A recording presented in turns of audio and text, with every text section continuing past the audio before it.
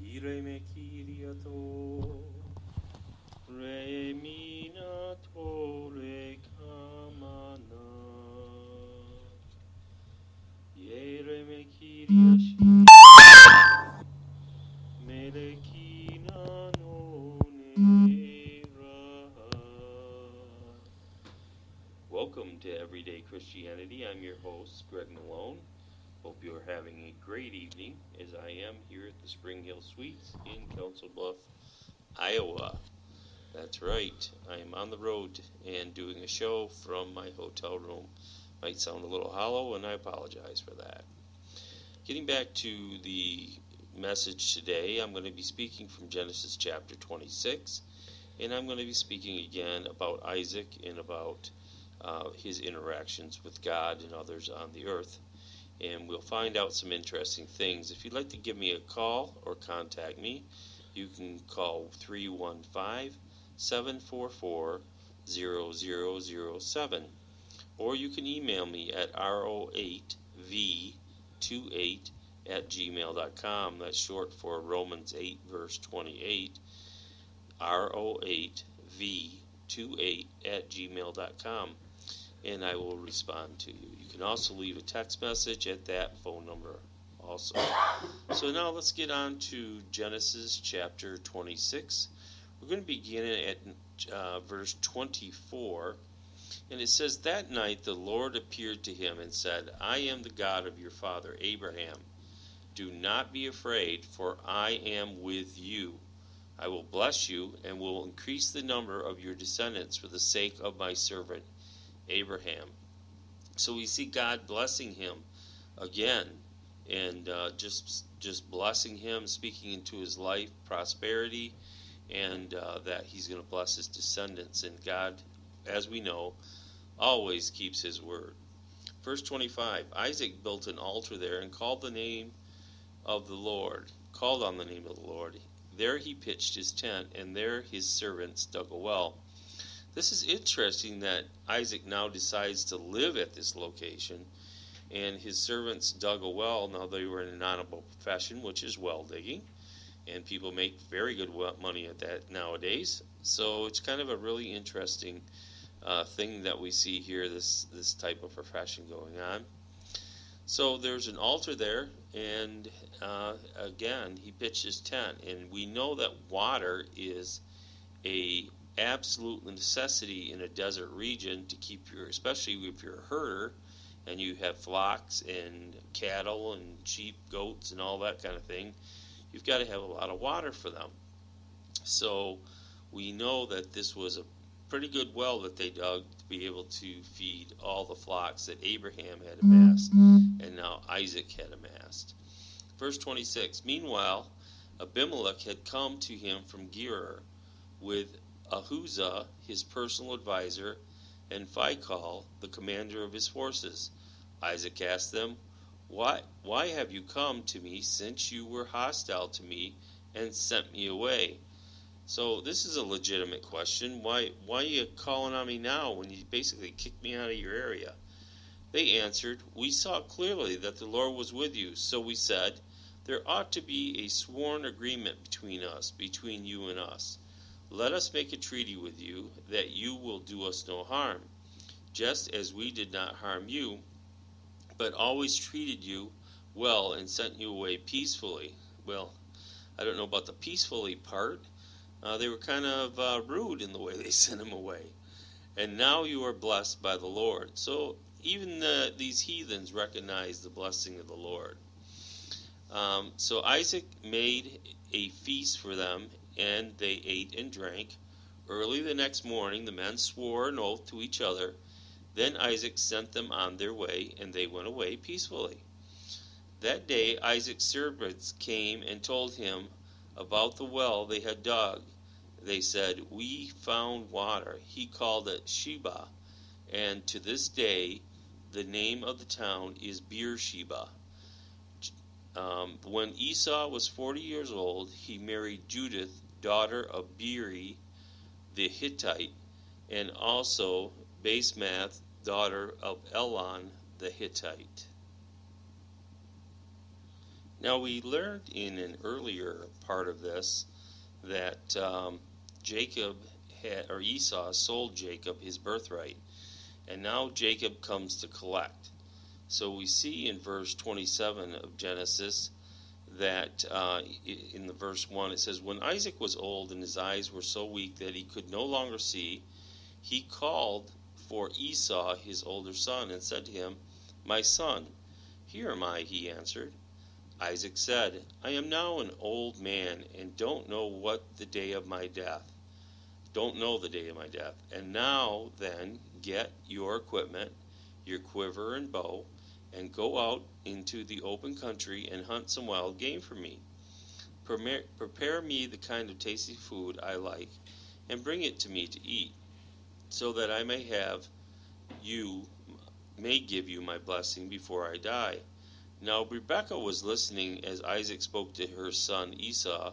When Esau left to the open country to go hunting for game and bring it back, Rebekah said to her son Jacob, 'Look, I overheard your father say to your brother Esau, "Bring me some game and prepare me some tasty food to eat, so that I may give you my blessing.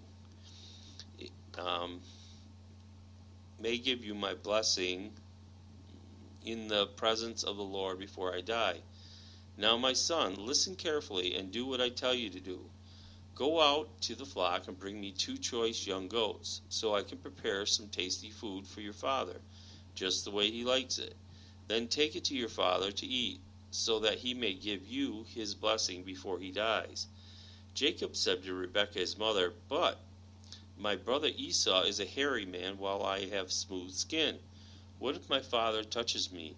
I would appear to be tricking him, and would bring down a curse on myself rather than a blessing.' So we see they hatch this plan, and I would imagine that Jacob's mother, Rebekah, comes by this pretty easily, as in the family there were her brother Laben was a very crooked man and was always scheming. So I wouldn't imagine that Rebekah would fall far from that tree. And I think Rebekah is a wonderful woman in that she is part of the Davidic line and part of the line that Jesus Christ came through. But she had character flaws just like every single one of us. We all have flaws, but God can overlook a multiple of sins if we will turn to Him and ask Him for forgiveness.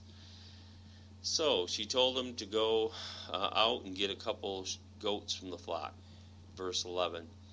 Jacob said to Rebekah his mother, 'But my brother Esau is a hairy man, while I have smooth skin. What if my father touches me, and I will be appearing to be tricking him?' And we see, they're even looking to overcome these problems that he could be having with this trick. And his mother said, 'My son, let the curse fall on me. Just do what I say and go get them for me.' So he went and got them and brought them to his mother, and she prepared some tasty food, just the way his father liked it. Then Rebekah took the best clothes of Esau, her older son, which she had in the house, and put it on her younger son Jacob. She also covered his hands and the smooth part of his neck with goat skins. Then she handed to her son the tasty food and the bread she had made. So we see the scheme starting to come together. She's already disguised him. She's put him in Esau's clothing, and she's made his arms hairy and his neck hairy. So she's thought this thing through. Verse 18. And he went to his father and said, 'My father.' 'Yes, my son,' he answered. 'Who is it?' Jacob said to his father, 'I am Esau, your firstborn. I have done as you told me. Please sit up and eat some of my game, so that you may give me your blessing.' Isaac asked his son, 'How did you find it so quickly, my son?' 'The Lord your God gave me success,' he replied. So, he's really continuing this lie pretty good, pretty quick on his feet. Then Isaac said to Jacob, 'Come near so I can touch you, my son, to know whether or not you are my son Esau or not.'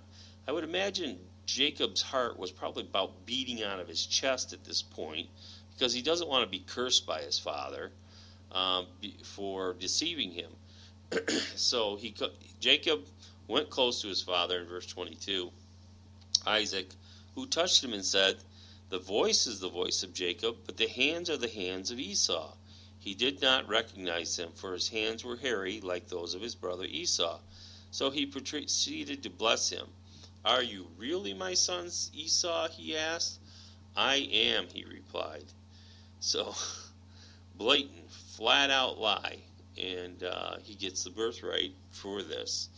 Then he said, "My son, bring me some of your game to eat, so that I may give you a blessing." Jacob brought it to him, and he ate, and brought some wine, and he drank. Then his father Isaac said to him, "Come here, my son, and kiss me." So he went to him and kissed him. When Isaac caught the smell of his clothes, he blessed him and said, "Ah, the smell of my son, it is like the smell of a field that the Lord has blessed. May the God give you heaven's dew, and earth's riches, and abundance of grain and new wine. May nations serve you, and peoples bow down to you. Be Lord over your brothers, and may the sons of your mother bow down to you. May those who curse you be cursed, and those who bless you be blessed." Now this is interesting. We see this, and God says this of Israel today, that those that bless Israel will be blessed, and those that curse Israel will be cursed. And I fear for our country, the United States of America. It's November the 14th of 2013, just so you know the date and time of this. And you can kind of see in the future if this does not happen with America, because we would turn our back on Israel. Verse 30, after Isaac finished blessing him, and Jacob had scarcely left his father's presence, his brother Esau came in from hunting. He too prepared some tasty food and brought it to his father. Then he said to him, "My father, please sit down and eat some of my game, so that you may give me your blessing." Now notice, he doesn't have any idea what went on. And a lot of times when people have lied around us, we come in innocently and we realize that somebody has lied concerning us. His father Isaac asked him, "Who are you?" "I am your son," he answered, "your firstborn, Esau." Isaac trembled violently and said, "Who was it then that hunted game and brought it to me? I ate it just before you came, and I blessed him, and indeed he will be blessed." Now notice, God causes us to have our yes be yes and our no mean no. And we say something, he holds it to us, holds us to it, even in heaven. It is something that was set before God, and it was rock solid and could not be changed because it was already done.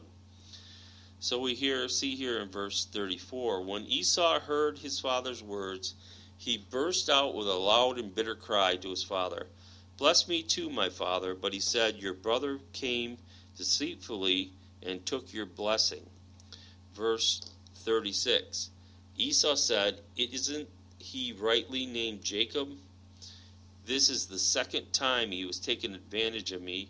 He took my birthright, and now he has taken my blessing." Then he asked, "Haven't you received any blessing for me, or reserved any blessing for me?" Isaac answered Esau, "I have made him lord over you, and have made all his relatives his servants, and I have sustained him with grain and new wine. So what can I possibly do for you, my son?" Esau said to his father, "Do you have only one blessing, my father? Bless me too, my father." Then Esau wept aloud. Now, obviously, Esau had given away his birthright, and now he's bitterly weeping for it.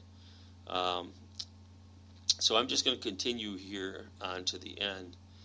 And his father Isaac answered him, "Your dwelling will be away from the earth's riches, and from the dew of heaven above. You will live by the sword, and you will serve your brother. But when you grow restless, you will throw his yoke from off your neck." Esau held a grudge against Jacob because of the blessing his father had given him. He said to himself, "The days of mourning for my father are near, and I will kill my brother Jacob." When Rebekah was told that her older son said, had said, she sent